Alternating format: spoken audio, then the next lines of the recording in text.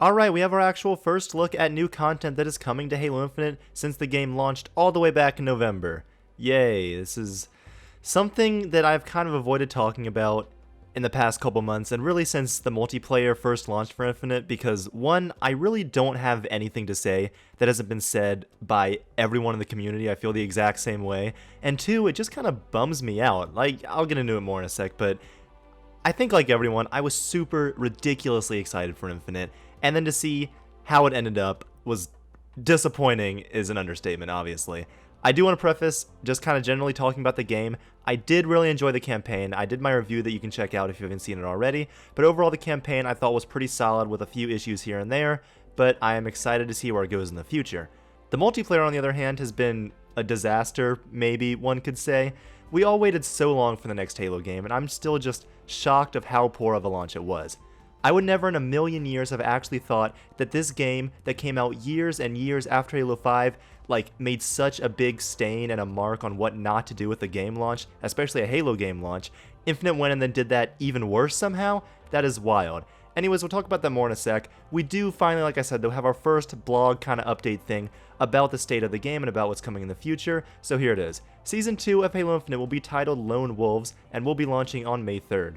We do get a look at two of these Lone Wolf Spartans that are going to be part of Season 2's story, and this story will be comprised of cinematics just like we got for the one in the first season, story-themed events, battle pass items, and more. We're also getting another Fracture armor core, which I admittedly do kind of like the look of. It's kind of like a weird steampunk diesel, just not really something we've seen in Halo before, so I think visually it looks cool. Then again, I remember how hyped everyone was to get the Tenrai core, and I personally don't ever want to see anything. I don't want Fiesta Tenrai Fracture to come back ever again, because that's the only real event of substance, which really hasn't been much, but I'm sick of it, so hopefully they can treat the upcoming Fracture armor core and the way you unlock the stuff for it a little bit better. We also are going to be getting one new arena map and one new big team battle map, well over probably 6 months after launch, so that's awesome. In addition to a new mode called Last Spartan Standing, which is a free-for-all elimination mode, also King of the Hill, Halo staple, should have been there at launch, is making its return, yippee, and a new mode called Land Grab. It's important to note for pretty much all of this that the blog post does say these additions are coming during Season 2, not launching with Season 2, so don't be surprised if these don't end up dropping till like a month or two into the season.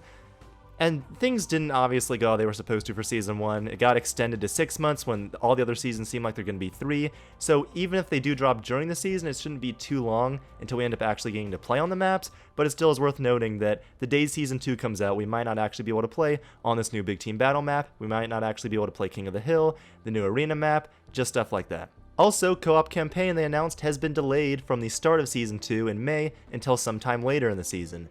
So that's awesome, and that's just kind of disappointing. Not much to say about that. Like I said, I did like the campaign, but I feel like the time has kind of come and gone that I would have played that with my friends, so it just sucks. And they do mention that work on Forge is continuing to be released sometime in Season 3.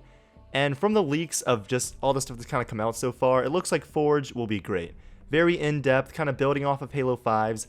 I'm obviously very excited for that. Hopefully the community, when that comes out, will be evolved the game enough to where there will actually be new maps, but there's just so much stuff they have to have with Forge, like the customs browser and a good file share system and all that stuff, and I'm like really worried that they're gonna try to monetize Forge in some way. And it's just the great stuff that kind of seems to be a trend with this game. The great stuff that they have done, they have squandered with the stupidest reasons. They've had like a really robust, finally going back to Reach style customization, and they ruined it with cores and codings and the monetization, and it just sucks.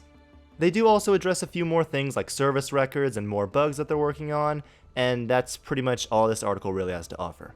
Okay, that's great. I'm happy they're actually communicating with us now a little bit. That's like the bare minimum, but I'm happy to finally see it. Like I said, I really haven't been motivated to talk about Infinite because I feel like everything has already been said, and I don't just really want to repeat what you've heard a million times before. Yes, the launch of Infinite was unacceptable. It squandered a huge opportunity with the amount of players that were there at launch. What was like 20 million or something? I don't know how many of them are still there, but I assume it can't be that many. No service record, no integral Halo game modes, no community features, poor PC optimization, an unfinished UI, broken custom games, the most restrictive customization to date because of the coding system, an overpriced store with a terrible, weird, FOMO business model, no Forge, no campaign co-op, drip-feeding cosmetics over weeks and weeks of time than the other games you've been able to get after playing for a couple days or a couple weeks, a broken ranking system, broken big team battle, no customs, and more and more and more of just issues and stuff like that. And that's just like scratching the surface of the like going through players, the like not registering melee issues like that, the terrible like UI that they apparently can't like add stuff to, the lack of playlists still there that weren't there at launch. Again, I could go on, but I just am like defeated, I feel like, from this game. I don't really know another word to use. It just is not something that I thought I would have been feeling from the launch of the next Halo game, and it's something that even with like my friends I haven't really talked about. I haven't played the game in at least over a month, which isn't something I should be saying about a new Halo title. I adore Halo, like I know so many of us do. Like our favorite franchise, Halo 3, Halo 2, Reach, like granted with each with their own set of issues, but it has never been like this. And even Halo 5, like they were pumping out the monthly updates, and at least by what, February I think is when Memories of Reach came out for Halo 5, the game was like at least getting to a decent state. Now again, I know that wasn't sustainable for the employees at 343, so that sucks, but there's just, Infinite is not obviously in a good place whatsoever. There's nothing to do right now once you complete the Battle Pass, and that's why I haven't really played. And again, countless issues that aren't there. Forge is definitely for me the biggest thing that was omitted from the game, because just of the community that's going to offer, and they're giving the community tools to make maps for you. So you're just squandering like all the time that people are going to put into that because they can't obviously make maps. But personally for me, one of the biggest things is the customization is unforgivable in my book. Halo, I've always adored Halo's art style, like customizing my Spartan and how I've wanted to do with the colors and everything has been one of my favorite like parts of Halo. I know it's for a lot of people, but I feel like for me that's one of the biggest things that has always kept me playing, just the visual like gratification of what your Spartan looks like. And the coatings were one of the biggest mistakes this franchise has ever seen. The core system is balls. It serves no purpose other than to restrict player expression and increase the amount of playtime. It's absurd that you have to unlock the color red for coding 1, coding 2, coding 3, and it seems like what they're adding 2 more next season, so I'm just going to keep having to unlock the same colors for different codings. And it makes me not want to play the game, and I'm probably not going to play the game, at least for a while. I'm sick of this like slowly releasing staple armors of the franchise months and months and months after the game has been out. I guess I will be playing the Tactical Ops event next week just because I do want to have the Mark V helmet because that's what I've always worn, even though I haven't been able to use it for the past couple months. But I couldn't even imagine people like if they've always worn HAZOP or they loved HAZOP or something, and available, it's like only available in the store, so unless you want to pay real money, I guess you just aren't able to use it. It's just bad. It's bad for a Halo game. It's terrible in the gaming space. It's all just not good. And yes, I'm sure in a year or two, a lot of these things will be fixed and the game will be in a generally probably pretty good state. But you're never going to recover all the lost players from the first couple months and the way it launched. And also, I'm sure a lot of these issues by then won't be fixed. It sounds like they're going to keep doubling down on cores and codings, and that's something I will never be able to get behind. And yeah, Season 2 is exciting, I guess. New modes, new maps, like King of the Hill that we've had in all the other games on launch, but whatever.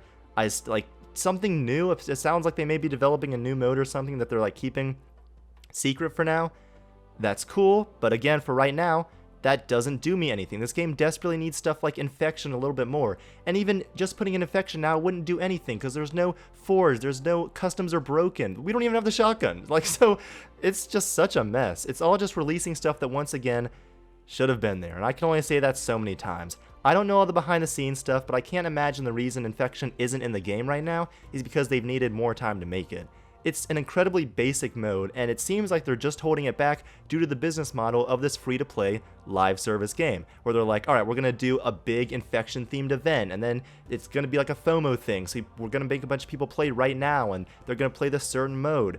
And this type of Halo game has done nothing but negatively impact the series. Free-to-play is what brought in 20 million players, but a lot of those players are gone because there was nothing in the game to sustain a player base. And we've already seen this with the modes they've released so far, like Attrition. Attrition kind of mixed up the game. It was super fun. I was like, this is enjoyable. A week later, it was gone. And that's that. It's just a mode that I can't play with my friends.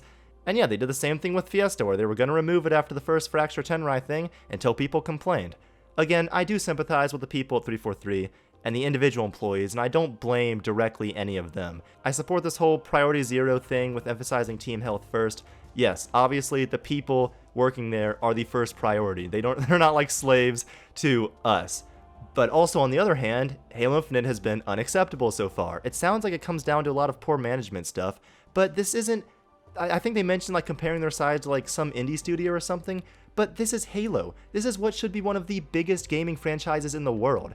Get more people, other studios, other teams, figure something out, because this is not like acceptable, just what they're doing.